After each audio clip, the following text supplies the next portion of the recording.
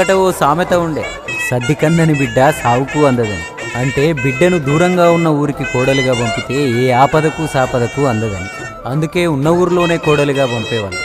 ఈ రోజుల్లో ఉన్న రవాణా వ్యవస్థ అప్పట్లో లేదుగా. ఇక ఇక్కడే అసలైన సమస్య వచ్చేది. నా ఇల్లు అనే స్వతంత్రం, నా అమ్మగారిల్లు అనే అధికారం ఆడబిడ్డకి ఎప్పుడూ ఉంటారన్నమాట.